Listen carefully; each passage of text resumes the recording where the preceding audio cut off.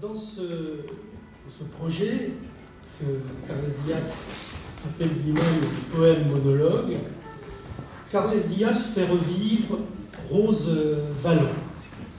Vous êtes certainement nombreux à savoir qui était Rose Valland. Peut-être certains l'ont oublié et je vais me faire un plaisir de le rappeler. Alors Rose Valland est née en 1898. Elle était attachée de conservation au musée du Chou de Paume durant l'occupation allemande. Et c'est grâce à elle, héroïne de l'ombre, à son courage, à son dévouement, à son intelligence, que furent restituées des milliers et des milliers d'œuvres spoliées par les nazis. Alors en novembre 1944, elle deviendra capitaine Beaux-Arts de l'armée française. Elle sera décorée à de nombreuses reprises. Elle inspirera même un film, The Train, un film réalisé par John Frankenheimer, qui mettra à l'honneur son rôle de résistance. Puis on l'oubliera, elle tombera un peu dans l'oubli. Pourtant, de 1940 à 1944, elle s'est consacrée, si vous voulez, beaucoup de son temps à essayer de noter toutes les œuvres d'art donc des différents musées. Et malgré les menaces, le danger, de façon désintéressée, elle n'était que bénévole. Elle avait le statut de bénévole au musée du Chou de Paume. Elle a donc contribué à sauvegarder notre patrimoine. Donc déjà, merci Carles Diaz de mettre en lumière cette héroïne Rose Valland.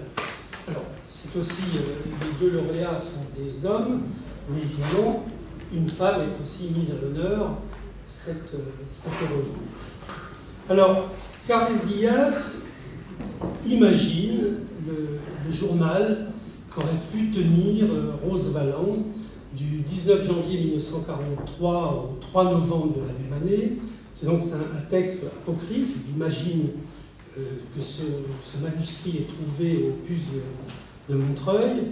Et dans ce manuscrit, il va chanter, Rose Valland va chanter l'importance de l'art, va louer l'art, toutes les valeurs de l'art, va sacraliser l'art, et également chanter toutes les valeurs de l'être humain. Journal imaginaire, journal onirique ou abonde, comme aurait aimé à le dire Saran, les métaphores en action, et journal qui est véritablement une aventure mentale, toujours selon le mot de Saran. Carles Diaz écrit, enfin c'est plutôt Rose Valland qui l'écrit dans son manuscrit, page 90, « L'esprit a soif d'altitude ». Et c'est vrai qu'on sort grandi de la lecture de la Vénus encordée.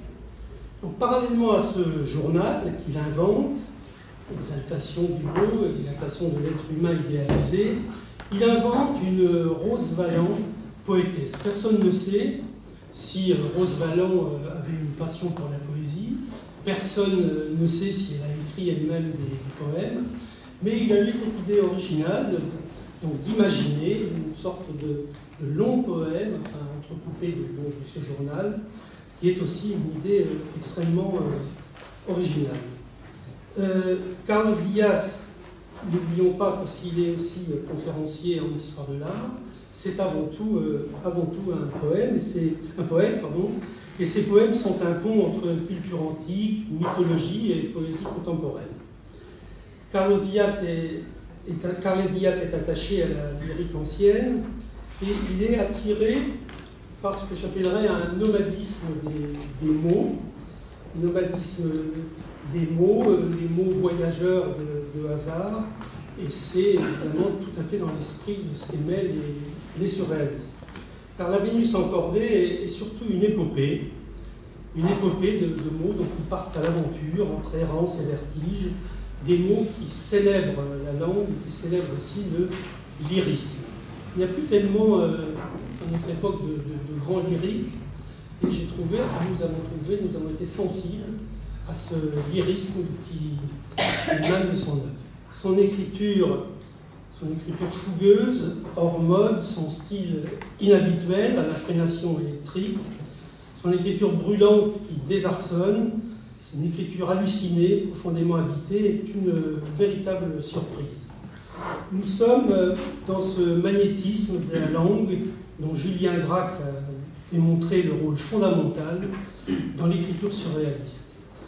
Nous avons été également sensibles au fait que Carles Diaz envisageait la traduction de son projet en langue allemande. Il y a une partie qui a déjà été faite et présentée en Allemagne, et ça évidemment en collaboration avec un traducteur. Dans son journal, le 4 mars 1943 à 6h04 du matin, Rose Valland évoque un rêve dans lequel elle croise André Desarrois. Je vais vous lire un petit passage de ce rêve, donc noté par Rose Valland. J'ai toujours pensé que M. André Desarrois est un homme de collision, un homme debout, et je l'aime beaucoup pour cela. J'apprécie ces hommes qui savent rester solides face à la tragédie dévorante, face à la rouille qui grignote toutes les fondations, et qui, face au désespoir le plus abyssal, ne cèdent ni à la facilité, ni à l'hystérie. Dans ces volontés, il y a l'amour de la vie, si déraisonnable soit-il, un amour qui ne cesse jamais de croire au miracle. Ainsi, même si la vie brûle à toute vitesse et que le cœur craque de toutes parts, même si nous sommes perclus de fatigue, errant dans le brouillard ou dans la nuit, il est de notre devoir de servir ce que nous léguerons en héritage. Ce n'est pas par une génuflexion que la barque nous conduira à une éventuelle gloire céleste. Ne pourrait-on reprendre les mêmes mots à propos de Carles Diaz, car il y a aussi un grand amour de la vie dans la Vénus encordée. Découvrez Carles Diaz et qu'un navire de lumière vous traverse et aille au grand large dans vos veines.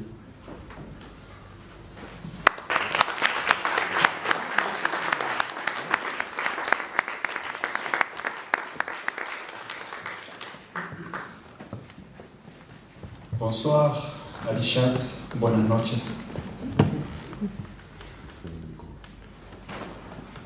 Permettez-moi de partager avec vous une réflexion que j'ai écrite il y a quelques jours à propos de ce travail et à propos des choses qui m'ont inspiré cette création.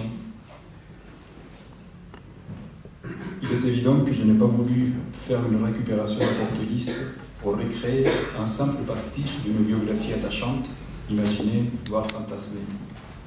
Je voulais certainement rendre hommage à son héroïsme atypique, de Rose Valland, mais surtout donner vie à un écrit légitime, inédit.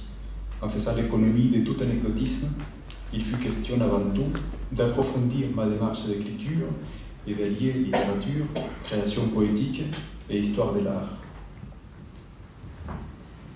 Ce travail est aussi le témoignage d'une amitié généreuse que je tiens à saluer ce soir à la personne de M. Frédéric Paquet, qui a toujours eu à l'égard de mon travail une oreille attentive et critique. Je ne peux que remercier nos échanges et nos riches conversations sur l'art, sur la littérature. Pour revenir à Rose Valland, la figure de cette femme a été pour moi un merveilleux prétexte qui m'a servi de matériau, et en ayant fait d'un personnage vrai une voix lyrique, j'ai pu exprimer les contradictions, l'incertitude, la vulnérabilité de l'humain, l'ambiguïté de ses relations et du rapport au monde. Je crois sincèrement que lorsqu'on a une vision d'ensemble sur l'homme, on peut comprendre que sa force suprême vient de son infinie faiblesse, de sa fragilité. La Vénus encordée est donc traversée par ces registres-là, un questionnement face à la violence du monde et à la destruction au sens large du terme, qu'elle touche le patrimoine ou l'environnement, mais aussi la volonté de garder confiance en l'homme, de vouloir préserver ce qui peut et qui doit l'être. Plus loin encore, je dirais, faire prévaloir la volonté de recréer ce qui n'est plus. N'est-ce peut-être celle-là l'ambition majeure de tout écrivain? Prédomine ainsi dans ce texte le souhait de vouloir amener de la lumière dans un contexte de dystopie, largement violenté. J'ai voulu que prédomine l'exhortation à la résilience, à vivre en utopie, malgré le monde commun, malgré nos limitations. J'ai imaginé Rose Valland écrire dans l'attente, dans l'angoisse, dans la peur, toujours près des caisses d'emballage. Elle savait très bien que les pillages d'œuvres d'art organisés par les nazis depuis 1933 ne devaient rien au hasard, mais qu'ils s'inscrivaient au cœur du dispositif hégémonique du régime, de même que la destruction d'œuvres d'art qui ne plaisaient pas à l'idéologie nazie. Souvenons-nous de l'autodafé de mars 1939 à Berlin, où les nazis ont brûlé plus de 5000 œuvres d'art dites dégénérées. Et dans notre histoire récente, rappelons-nous de l'attentat djihadiste du 18 mars 2015 au musée du Bardo à Tunis, attentats qui rejoignent des actes de destruction volontaire du patrimoine dans les zones du conflit. Rappelons-nous de l'autodafé des manuscrits du 1er février 2013 à la bibliothèque Ahmed Baba à Tombouctou. Rappelons-nous de l'attentat du 26 février 2015 au musée de Mossoul, où des dizaines de sculptures millénaires ont été jetées à terre et saccagées à grands coups de masse. Et ainsi, de manière générale, la mise à sac du patrimoine a touché de manière irréparable les grands sites antiques classés patrimoine de l'humanité, à savoir Ninive, Khorsabad, Nimroud et Hatra. Pourquoi s'attaquer à l'art, à la beauté? Pourquoi s'attaquer à la mémoire? Je crois que l'art, comme moyen de création et d'expression, permet à l'individu de sortir de sa condition d'homme incomplet. L'art est un élan qui projette l'humain vers son destin propre et lui permet de vivre pleinement l'adéquation entre ce à quoi il aspire et ce qu'il fait. Sans la beauté, toute raison d'être cesserait d'exister, car elle permet de ramener la vie divine à la surface de la vie matérielle, et ainsi, comme une vérité première, elle constitue le témoignage authentique de notre séjour, de notre condition d'être ici et de maintenant. Le grand privilège de la beauté, c'est qu'elle nous rappelle un monde idéal et nous y entraîne. Son privilège est aussi l'harmonie continue qu'elle rayonne, harmonie dont l'amour est le mobile et l'intelligence le moyen. Car il n'y a pas de beau sans les biens, et sans bien sans le beau. La beauté révèle des vérités qui dépassent nos regards et les lois qui font vivre ce qui anime les rêves, les actions, les combats qui leur engagent. Elle découvre les traits mystérieux de l'univers et nous présente les choses d'une telle manière que s'éveille à nous un sentiment intime de foi, une introspection intense et originelle. La beauté réveille la puissance de l'esprit et l'élève. Elle nous incite à devenir ce pourquoi nous sommes nés et à assumer ainsi que pour être vraiment humain et remplir entièrement les conditions de notre propre nature, nous devons aspirer perpétuellement à la perfectibilité. La beauté nous montre qu'au plus profond du chaos, du désastre, du désespoir, quelque chose continue à vibrer. Sa force peut en effet nous aider à sortir de l'impasse, à écrire d'une main solide l'histoire, à avoir encore et toujours l'envie de vivre malgré l'épuisement, malgré la peur, la misère, l'ignorance, la pauvreté qui engendre la pauvreté, malgré le mercantilisme affamé, l'indigence intellectuelle et l'excès, la médiocrité et l'atroce chosification qui poussent l'homme à la servitude. La culture repose sur la confiance dans ce que l'esprit offre de meilleur. Ses propres jeux de formes et de courbes, la richesse de ses couleurs et leur dégradé, la vitalité de la perspective et la profondeur de l'espace sous forme de chefs d'œuvre, de morceaux de gravure, qui nous incitent à l'aborder avec les frissons de l'art véritable, avec une ferveur préalable et une mystérieuse loyauté envers l'effort pour conquérir une vie meilleure et aspirer ainsi à une amélioration permanente de nos existences. L'expression de l'art nous invite à agir dans le monde, à l'intérioriser, à ne pas trahir la mémoire, à ne pas s'aspirer à l'universel sans prendre compte de la diversité de chacun. Elle nous invite enfin à regarder et à aimer nos semblables, la vie qui nous entoure, à laisser des traces de notre passage, car comme le dit la devise occitane, Lei fe sensubro morto es. La foi sans les œuvres est chose morte. Merci beaucoup.